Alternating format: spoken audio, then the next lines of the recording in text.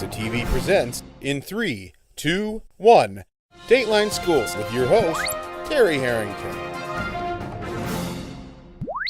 All this week on Dateline Schools, had the privilege of visiting the Marysville Police Department and talked to Sargent Tom Cowhy as we're getting some tips on how to keep this graduation and prom season a safe one for all of our high school students. And Tom, what kind of a process do you guys have to follow if you get a call where you suspect drinking, or maybe you find some kids who partied a little too hardy and we need to take some action?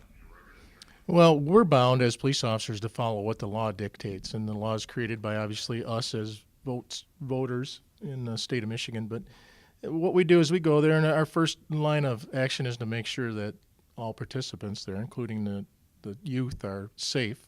And then we make contact with the host of the party to make sure that that it's not continuing, or to find out where the source of the intoxication came from. Mm-hmm. My guess is, you're in a pretty small community, tight-knit community. You know a lot of the residents. You live here, you work here, and all that. How difficult is it for you and your colleagues to have to police this type of thing? Well, it's very difficult, and for them reasons you just pointed out, is that we all know each other. We all live in this community where we see each other practically on a daily basis.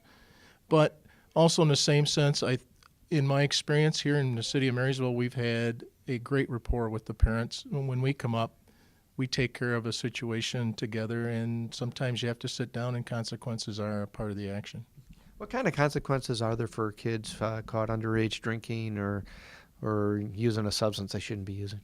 Well, if it's underage drinking, then the first offense is a minor in possession, what they call, and that usually just institutes a fine, although now with the enhanced rules that they have, there are license sanctions that can be implied upon them.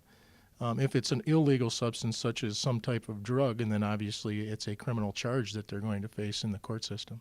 And that stays with them for a long time, doesn't it? That can stay with them forever, especially when they go to get a job. We'll be back with more tomorrow. For Dateline Schools, I'm Terry Harrington.